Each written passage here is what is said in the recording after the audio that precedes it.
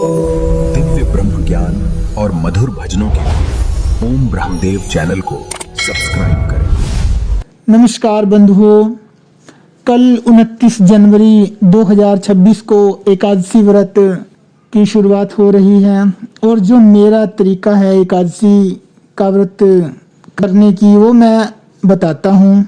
ध्यान से सुने जो एकादशी का व्रत करते हैं। एकादशी का व्रत भगवान विष्णु को समर्पित है। इस दिन भगवान विष्णु की पूजा की जाती है। ये तो आप सबको भली भांति पूर्वक ज्ञात ही है।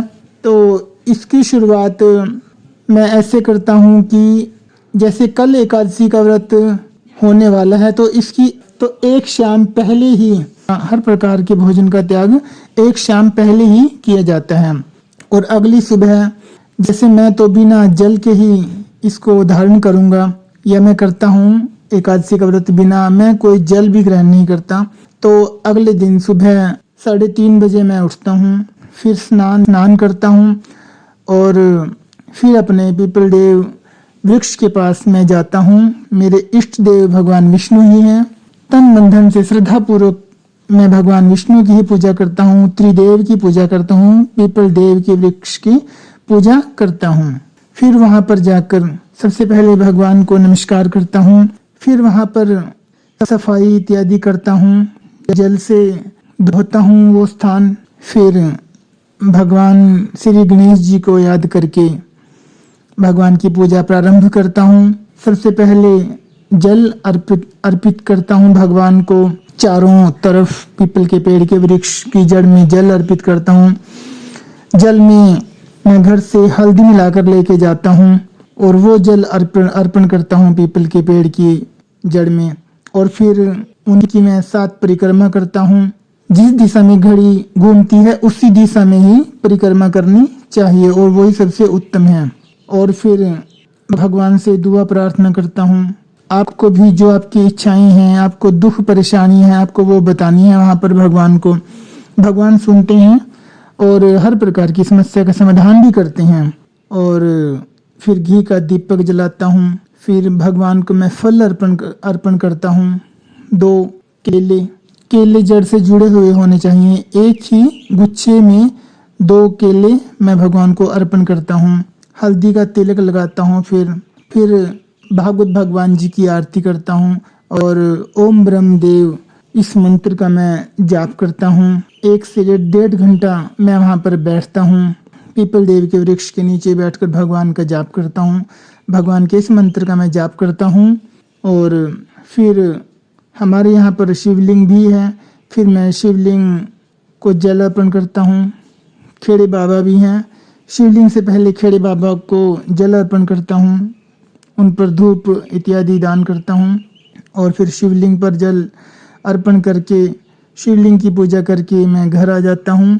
और आप सभी को भी 6 बजे से पहले पीपल के पेड़ की पूजा करनी चाहिए। फिर घर आकर मैं भगवान का ध्यान करता हूँ जितना मुझसे बन पड़ता है। और फिर शाम को फिर वही प्रक्रिया मैं करता हूँ। शाम को फिर जाता हूँ पीपल के पेड़ के वृक्ष के नीचे। सबसे पहले गणेश जी का ध्यान करता हूँ। फिर अपने गुरु मंत्र में पढ़ता हूँ, अपने गुरु जी का स्मरण करता हूँ। और फिर घी का दीपक जलाता हूँ, देसी घी का। तेल का नहीं जलाना चाहिए इस दिन, क्योंकि भगवान विष्णु को घी का ही दीपक जलाया जाता है। तेल का दीपक आपको शनिवार को जलाना चाहिए। और फिर भोग चढ़ाता हूँ मैं शाम को। पीले लड्डू, बूंदी के या फिर बेसन के, पीला भोग आपको चढ़ाना चाहिए। और फिर धूप अर्पित करता हूँ भगवान को। फिर भगवान का स्मरण जितना मुझसे बन पड़ता है उतना करता हूँ।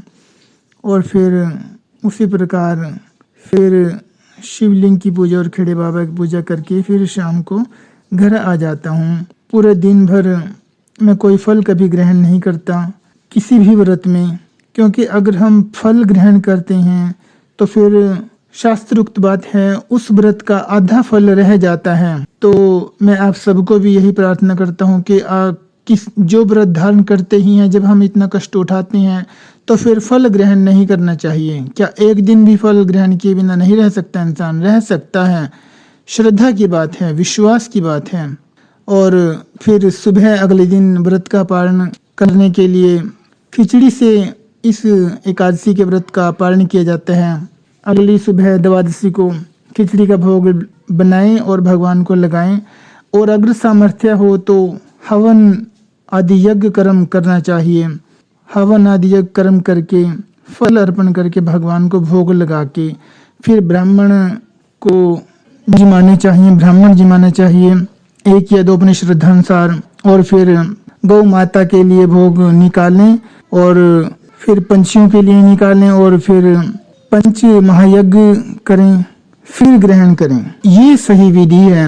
अगर हवन यज्ञ कर्म ना भी हो तब भी हम ऐसे ही ये व्रत कर सकते हैं। तो अगर आपको हमारे द्वारा दी गई जानकारी अच्छी लगे तो हमारे चैनल ओम ब्रह्मदेव को सब्सक्राइब करें और लाइक करें। अगर आपकी कोई क्वेरी है तो आप कमेंट कर सकते हैं, या फिर आप किसी और तरीके से व्रत करते हैं तो वो भी आप शेयर कर सकते हैं। कुछ रह गया हो तो वो भी आप पूछ सकते हैं। ओके, ओम ब्रह्मदेव। दिव्य ब्रह्म ज्ञान और मधुर भजनों के लिए ओम ब्रह्मदेव चैनल को सब्सक्राइब करें।